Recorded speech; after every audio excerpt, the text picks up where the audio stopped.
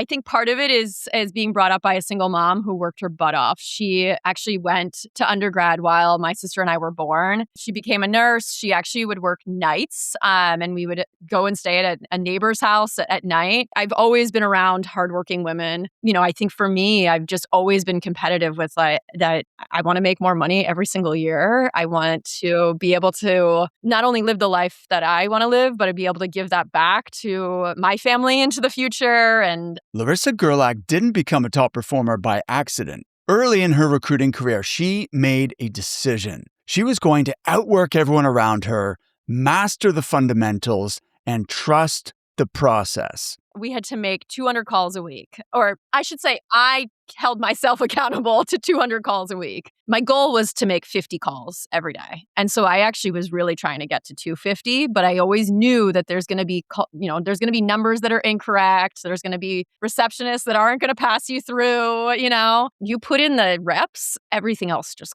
comes. And I knew that from watching my coworkers in the past. Within a few years, Larissa was the top salesperson at a fast-growing investor-backed recruiting firm. Her numbers stood out so much that the CFO reached out and asked her, "What are you doing? This is incredible," right? And I started to get questions from the C-suite of that recruiting firm of like, how do we replicate what Larissa's doing? That conversation led to her being asked to design and deliver the firm's sales training program. Eventually, she led nationwide learning and development initiatives to maximize performance across offices as the company scaled.